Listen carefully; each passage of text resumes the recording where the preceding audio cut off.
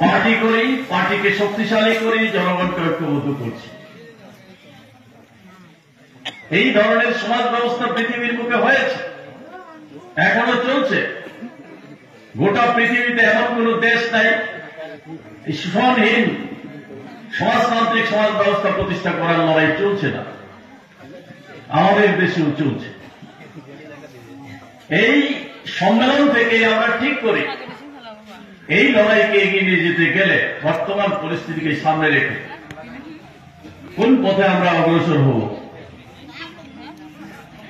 যেমন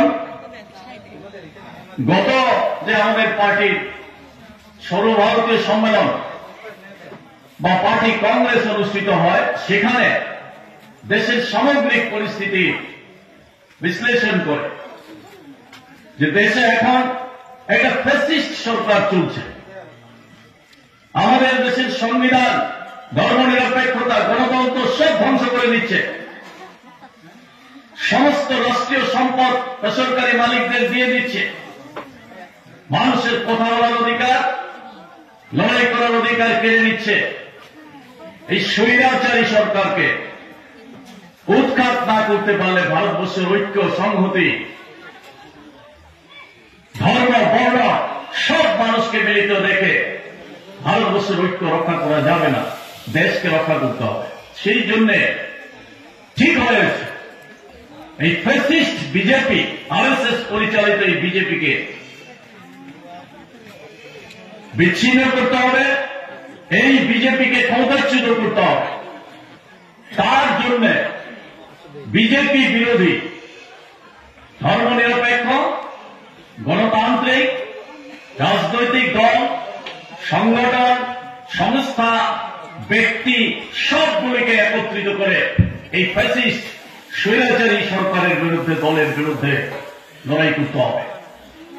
এই লক্ষ্যকে সামনে রেখে আমাদের এই পার্টির এই নির্দেশিকা, এই রাজনৈতিক লাইন গত সম্মেলন থেকে ঠিক হয়েছে। তার ভিত্তিতেই এই যে 2024 সালে লোকসভা নির্বাচন হয়েছে, এই নির্বাচনের সময় মনে হয়েছে এটা যে বিজেপি ছাড়া আর কিছুই নেই দেশে, তাকে আটকানো যাবে না, নরেন্দ্র মোদীকে আটকানো যাবে না।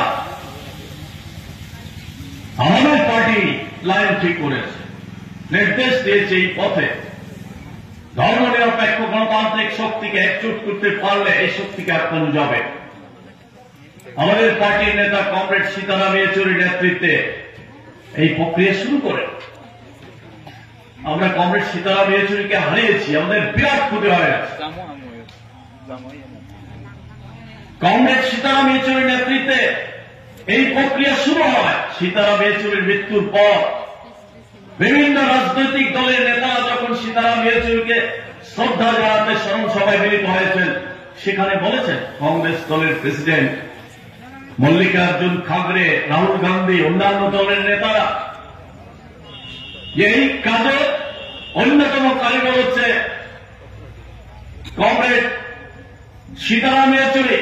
কমরেড সীতারাম ইয়েচুরির নেতৃত্বে এই প্রক্রিয়া শুরু হয়েছে। ভাঙা গড়ার মধ্যেও এই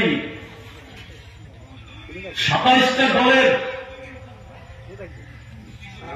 ইন্ডিয়া মঞ্চ, ইন্ডিয়া ব্লক তৈরি হয়েছে। এই ইন্ডিয়া ব্লকের গড়ে তোলার প্রশ্নে অন্যতম গুরুত্বপূর্ণ ভূমিকা পালন করেছে আমাদের পার্টি, আমাদের পার্টির লাইন। নির্বাচনী রেজাল্ট কি হয়েছে?